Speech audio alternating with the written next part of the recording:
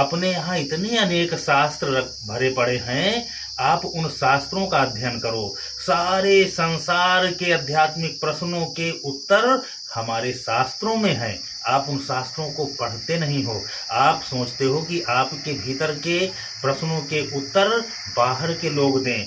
आप उन उत्तरों को पाने के लिए ही आप कथा में जाते हो, भागवत में जाते हो, धार्मिक चर्चाओं में जाते हो, प्रवचन में जाते हो। हम ये नहीं कहते हैं कि सारे लोग बुरे हैं, लेकिन इन कथावाचकों और इस धर्म का आवरण ओढ़े बैठे लोगों ने ही हमारे इस सनातन समाज को भ्रमित किया है। आज आप देखो कि बड़े बड़े कथावाचक, बड़े बड़े मठों में रहने वाले धर्माचार्य समाज को दिग्भ्रमित कर देते हैं और ऐसे ऐसे मन गढ़ंत बातें बता देते हैं, जिससे समाज दिग्भ्रमित होकर के वो सनातन समाज के ऊपर ही, सनातन धर्म के ऊपर ही टीका टिप्पणी करने लगता है। और अंत में जब उसके प्रश्नों के उत्तर नहीं मिलते, वह अपने प्रश्नों के उत्तर से संतुष्ट नहीं होता है, तो वह धर्म विहीन हो जाता है, धर्म से कटने लगता है। इसलिए हमारा विनम्र निवेदन है कि आपके भीतर अगर जिज्ञासा है धार्मिक प्रश्नों को जानने के लिए, तो उन प्रश्नों के उत्तर आपको अपने शास्त्रों में मिलेंगे।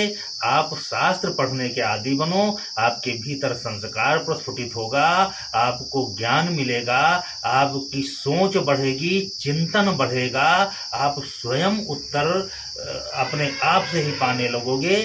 और कोई अगर अच्छे संत हैं, सच्चे संत हैं, वो आपको मार्गदर्शन देंगे। लेकिन आज धर्म के नाम पर ही तमाम बड़े बड़े मठाधीश और धर्माचार्य समाज को दिग्भ्रमित कर रहे हैं। आप जाओ कथाओं में देखो कि मुजरों में जो गाने होते थे, वो गाने आज कथावाचक व्यास सीट पर बैठ करके गाना गा रहे हैं। ये कैसे कथावाचक हैं? लोग अपने को श्रेष्ठ साबित करने के लिए भगवान तक को नीचा दिखा देते हैं। बड़े बड़े संतों के, बड़े बड़े धर्माचार्यों की बात हम कर रहे हैं। अभी एक धर्माचार्य ने कहा, जो इस समय विश्व प्रसिद्ध हैं, उन्होंने कहा कि राधा हमारी भाभी हैं। अब बताओ, ये शब्द अगर तुम्हारा अनुसरण करके तुम्हारे अनुयायी अगर राधा को भाभी कहने लगे, तो आप सोचो कि समाज में क्या संदेश जाएगा, क्या स्थिति होगी सनातन समाज की। और वो व्यक्ति कह रहा है कि राधा हमारी भाभी है। और अभी हाल फिलहाल फिर कोई कथावाचक ने राधा जी के ऊपर टीका टिप्पणी किया। ये क्या हो गया है कथावाचकों को? छोटे मोटे जो कथावाचक हैं वो तो मुजरा कर ही रहे हैं। बड़े बड़े धर्माचार्य जिनके यहाँ लाखों की भीड़ लगती है, करोड़ों रुपए लेते हैं, वो लोग समाज को दिग्भ्रमित कर देते हैं।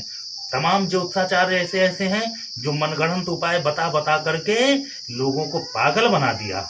कोई मतलब नहीं है, कोई उन कार्यों का, उन उपायों का कोई मतलब नहीं है। अरे चाहे ज्योतिष हो, चाहे कथा हो, चाहे तंत्र हो, चाहे मंत्र हो, यंत्र हो, जो भी कुछ भी उपाय हैं, वो सब ईश्वर की भक्ति प्राप्त करने के लिए हैं, ईश्वर की अनुरक्ति प्राप्त करने के लिए हैं, ईश्वर की कृपा प्राप्त करने के लिए हैं। और वो कृपा तभी मिलेगी जब आप उसके शरणागत हो जाओगे। और शरणागत तभी होगे जब आपके भीतर भक्ति का प्रादुर्भाव होगा। और भक्ति तभी आएगी जब भगवान पर विश्वास होगा। बिन विश्वास भगति नहीं, तेहि बिन द्रवहि न राम। तो आप पहले भगवान पर विश्वास करके अपने विवेक को जागृत करो, धर्म शास्त्रों को पढ़ने की रुचि पैदा करो और उन पर चिंतन करो। आपके सारे सवालों के जवाब मिल जाएंगे। आप अपने घर के संतानों को, बेटों को, बच्चों को आप स्वयं उनको संस्कारवान करो, स्वयं उनको शास्त्रों की सीख दो, स्वयं समझाओ। किसी के माथे न रहो, किसी के आप निर्भर न रहो।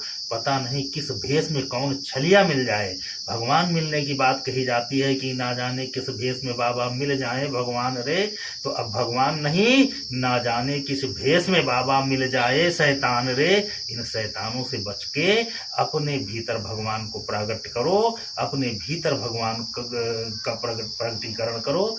आपको सुख भी मिलेगा, शांति भी मिलेगी और आपका परिवार संस्कारवान हो जाएगा।